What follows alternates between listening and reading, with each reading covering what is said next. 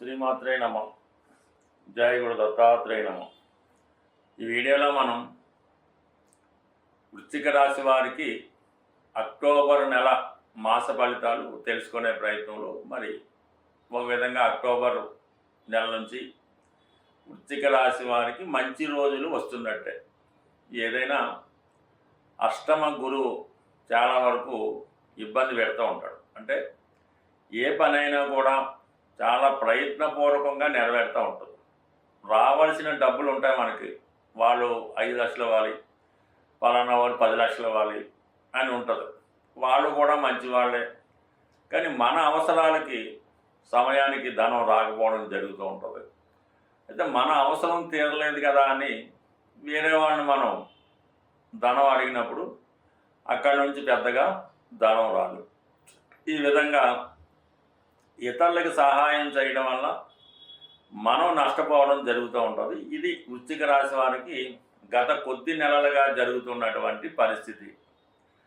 రేపే వస్తుంది అనుకుంటాడు, మళ్ళీ ఏదో వాయిదా పడుతుంది. అంటే అటువంటి స్థితి నుంచి ఇప్పుడు బయటపడడం జరుగుతుంది. మీరు ఎప్పుడో అక్టోబర్ 18వ తారీఖు నుంచి మరి గురువు 9వ స్థానంలోకి మారడం జరుగుతుంది. అంటే ఒకేసారి జాక్పాట్ కొట్టినట్టే. అసలు అదృష్టకారకుడు, భాగ్యకారకుడు భాగ్యస్థానంలోకి వస్తూ మామూలుగా ఉచ్చ స్థానంలోకి రాబోతున్నాడు. అంటే మనకి తెలుసున్నటువంటి ఒక అధికారి డైరెక్ట్గా ఒక కలెక్టర్ పోస్టులోకో ఒక గవర్నర్ పోస్టులోకో వచ్చినట్టు ఆ సీట్లో కూర్చుంటున్నాడు అనమాట. ఇంక వేరే వాళ్ళకి ఎవరిని మనం సంప్రదించక్కర్లేదు. డైరెక్ట్గా మనకి అదృష్టాన్ని కలగజేసే స్థాయికి గురుగ్రహం, అంటే మీకు ధనాధిపతి అలాగే పంచమాధిపతి, అంటే ఒక పూర్వపుణ్యం. మనం ఏ పుణ్యం అయితే చేసామో అది పిల్లల రూపంలోనూ అదృష్టం రూపంలో ఇప్పుడు రాబోతుంది.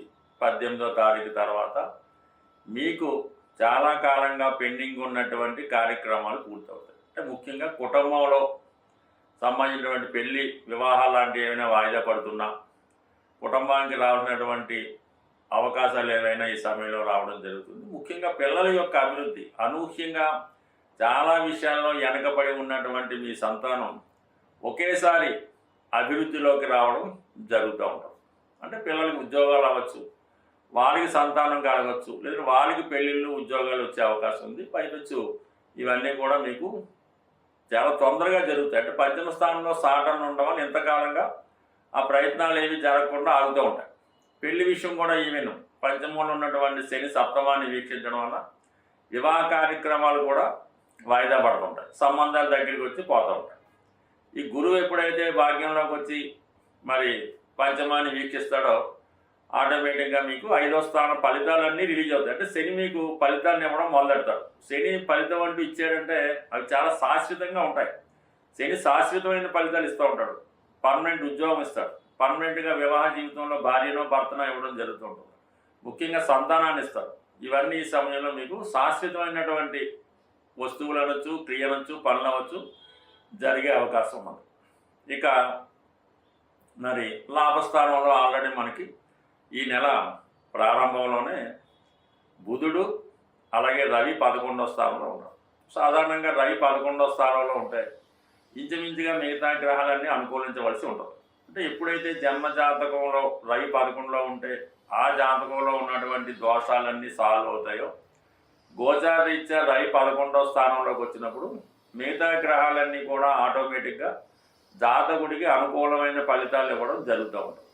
సరే, బుధుడితో కలిసి ఉండడం వలన ఎలాగ అష్టమాధిపతి, ఆకస్మిక ధనలాభం, ప్రభుత్వ పథకాలు అనుకూలంగా వస్తాయి, తండ్రి గారి నుంచి సహకారం జరుగుతుంది, మేనమామలు కూడా సహకరిస్తారు. సో ఏదైనా మీలో ఉన్నటువంటి టాలెంట్కి తగిన గుర్తింపు, నైపుణ్యం పెరుగుతూ ఉంటుంది. ప్రభుత్వ పథకాలు అనుకూలంగా వస్తాయి. మళ్ళీ ఇంచుమించుగా 16వ తారీఖు నుంచి రవి 12వ స్థానంలోకి వస్తాడు. అది ఆటోమేటిక్గా ఉద్యోగపరమైనటువంటి మార్పులు రావడం జరుగుతూ ఉంటుంది. అంటే ఉద్యోగస్తులకైతే ట్రాన్స్ఫర్ లాంటివి మీరు కోరుకున్న చోటికి రావచ్చు. అయితే వ్యాపారం చేస్తున్న వాళ్ళు ఏంటంటే దాన్ని సడన్గా ఇప్పుడున్నటువంటి వ్యవహారాలన్నీ కూడా క్లోజ్ చేసి కొత్త వ్యవహారాలను స్టార్ట్ చేయడానికి కూడా ఇది అవకాశం ఉంటుంది. సో అందువల్ల ఏంటంటే ఓవరాల్గా మీరు మీ యొక్క కొత్త జీవితానికి ప్రారంభం జరుగుతుంది. దానికి ఇంచుమించుగా గ్రహాలు సహకరిస్తున్నాయి. అయితే రాహు 4వ స్థానంలో సంచరించడం వల్ల మానసిక అశాంతి ఏర్పడుతుంటుంది. ఎవరో ఏదో మనకి అన్యాయం చేస్తున్నట్టు, ఇంటర్నల్గా మన పతనానికి ప్రయత్నం చేస్తున్నట్టు కారణం కనబడుతూ ఉంటుంది. సో ఏదైనా ఇది విద్యార్థులు లాంటి వాళ్ళు చదువు మీద ఎక్కువ కృషి పెట్టవలసి ఉంటుంది. అంటే ప్రతి రాశిలోనూ 2 రకాలుగా ఉండడం జరుగుతూ ఉంటుంది. న్యాయమైన మార్గంలో వెళ్ళే వాళ్ళు కొందరు ఉంటారు, వేరే వేరే మార్గాల్లో కలవడం జరుగుతుంటుంది. ఎందుకంటే వృశ్చిక రాశి అన్నది సహజంగా అది అష్టమ రాశి అవడం వల్ల వారి యొక్క జన్మకి ఏదో కారణం అవుతూ ఉంటుంది. ఆ గత జన్మ ఫలితాన్ని వీరు అనుభవించడానికే ఈ వృశ్చిక రాశి వృశ్చిక లగ్నంలో ఉండడం జరుగుతూ ఉంటుంది. దానికి 4వ స్థానంలో రాహు ఉండడం వల్ల సాధారణంగా ఇప్పుడు ఈ రాశిలో ఉన్నటువంటి వాళ్ళు ఇతర కార్యక్రమాలకి బలహీనతలకి డైవర్ట్ అవ్వకుండా నిజాయితీ అయిన మార్గం ద్వారా వెళ్ళినప్పుడు ప్రస్తుతం ఉన్నటువంటి గురువు మార్పు ఈ రాశి వారికి సంపూర్ణంగా సహకరించి వీళ్ళని మంచి మార్గంలో పెట్టడం, అలాగే చిన్న చిన్న బలహీనతల నుంచి బయటపడడం కారణమవుతుంటుంది. మరి ఏదన్నా రాహు ప్రభావానికి లోనైతే మాత్రం ఆటోమేటిక్గా కొంత ఇబ్బందులు వస్తూ ఉంటాయి.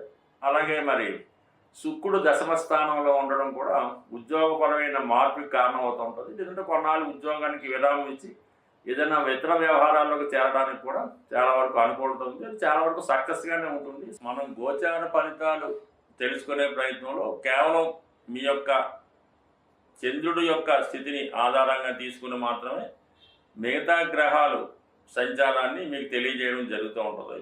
ఇందులో చెప్పిన ఫలితాలు చాలా వరకు జరగవచ్చు, జరగకపోవచ్చు. అయితే ఎలాగైతే చంద్రుడి యొక్క రాశి ఉంటుందో మిగతా రాశుల మీద కూడా, అంటే బుధుడు శుక్రుడు ఈ రాశుల వారి మీద కూడా ఈ గ్రహాలు మారినప్పుడు దాని ప్రభావం కనబడుతూ ఉంటుంది. ఉదాహరణకి మీ జన్మజాతకంలో శుక్రగ్రహం ఉన్న చోటికి గురుగ్రహం వచ్చిన, గురుగ్రహ వీక్షణ ఉన్న వివాహం కంపల్సరీగా జరుగుతూ ఉంటుంది.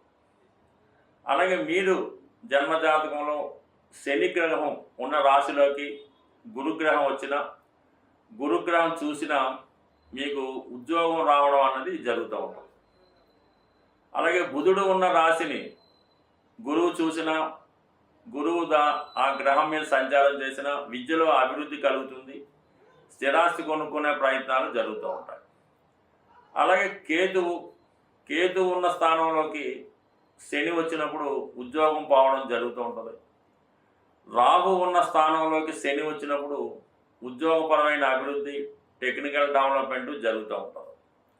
అలాగే కుజుడు ఉన్న రాశిలోకి శని వచ్చినప్పుడు ఉద్యోగం పోవడం కానీ, అన్నదమ్ములతో విభేదాలు, ఈ ప్రమాదాలు లాంటివి జరుగుతూ ఉంటాయి. అలాగే రవి ఉన్న స్థానంలోకి శని వచ్చినప్పుడు తండ్రి గారికి ఇబ్బంది కలుగుతూ ఉంటుంది. అలాగే మీ సంతానం విషయంలో ఇబ్బంది పడవలసి ఉంటుంది. ఇలాగా ప్రతి గ్రహం మీద ఈ గోచార ప్రభావం ఉంటుంది. అందువల్ల సంపూర్ణంగా తెలుసుకునే అనుకున్నవారు, ప్రాథమిక జ్ఞానం ఉన్నవారు వాళ్ళకి వాళ్ళు తెలుసుకోవచ్చు. లేనప్పుడు కొద్దిగా అనుభవం జ్యోతిష్కుని సంప్రదించి ఏదైతే గ్రహం పాపగ్రహాల చేత ఇబ్బంది పడుతుందో ఆ గ్రహానికి మీరు పరిహారం చేసుకోవడం వల్ల ఖచ్చితమైనటువంటి ఫలితం రావడం జరుగుతూ ఉంటుంది. అంటే ఏ పరిహారం కన్నా గోసేవ చేయడం వల్ల కానీ, గోవుకి సరైనటువంటి అంటే మంచి ఆహారాన్ని అందించడం వల్ల, అలాగే గోక్షీరంతో మీ ఇష్టదైవానికి, అంటే ఎక్కువగా అన్నిటికీ శివుడే కాబట్టి శివుడికి అభిషేకం చేయడం వల్ల చాలా ఎక్కువ ఫలితాన్ని తొందరగా మనం పొందవచ్చు. అయితే ఎక్కువగా ఉద్యోగపరమైన సమస్య ఉన్నా, వివాహపరమైన సమస్య ఉన్నా, పిల్లలు ఎడ్యుకేషన్ పరంగా రాణించలేకపోతున్నా అంటే గోవులకి పచ్చగడ్డి పెట్టడం వల్ల మీ యొక్క సమస్య పరిష్కారం అవుతూ ఉంటుంది. అంటే కొన్ని పట్టణాల్లో దొరకడం కష్టం, కానీ ఏదో విధంగా సేకరించి అంటే ఒకేసారి ఎక్కువ గోవులకి ఈ పచ్చగడ్డిని ఇవ్వాల్సి ఉంటుంది. ఏదో నామకాహ ఏదో కొద్దిగా పచ్చగడ్డి తెచ్చి ఒక ఆవు పెడితే దాని ఫలితం అయితే కనబడదు. ఎక్కువ గోవులు ఉన్న చోట ఆ గోవులకి అంటే సుమారు ఒక 100 గోవులన్నా ఉండాలి. అటువంటి గోవులకి ఇంచుమించుగా 100 గోవులకి ఈ పచ్చగడ్డిని మీకు అనుకూలమైన రోజులు అంటే ఏదైనా సాధన తార, క్షేమతార వచ్చినప్పుడు ఆ గోవులకి ఈ పచ్చగడ్డి ఆహారంగా మీరు తినిపించవచ్చు, లేదంటే మీ సిబ్బందితో కన్నా పెట్టవచ్చు. మీరు మీ ప్రెజెన్స్ మాత్రం అక్కడ ఉండాలి. ఆ గోవులు అవి తిన్నప్పుడు ఆ కళ్ళలో ఆనందాన్ని మీకు చాలా సంతోషాన్ని కలిగిస్తూ ఉంటుంది. అలాగే మీ ఫలితం, మీ పని కూడా తప్పకుండా నెరవేరుతుంటుంది. ఏదైనా పరిహారం మనం చేసుకునే మనకి ఉన్నటువంటి అవకాశాన్ని బట్టి చేయాలి తప్ప ఏదో నామినల్గా ఏదో డొనేషన్ చేయమన్నామని ఏదో 10 మందికి భోజనం పెట్టకుండా సాధ్యమైనంత వరకు అది ఒక స్థాయిలో ఉంటేనే ఆ ఫలితం కూడా మీకు రావడం జరుగుతూ ఉంటుంది. బట్ ఏదైనా కేవలం ఈ గోచార ఫలితాలు చంద్రుని మట్టి మాత్రమే చెప్పడం జరుగుతుంది. ప్రతి గ్రహం మీద ప్రతి గ్రహ ప్రభావం ఉంటుంది. అది సంపూర్ణంగా తెలుసుకోవడం వల్ల డే టు డే, మంత్ ఎప్పటికప్పుడు కార్యక్రమాలు మనం చేసుకోవచ్చు. ఏదైనా మన దైవ బలంతో మన జాతకాన్ని మనమే మార్చుకోవచ్చు. స్వస్తి.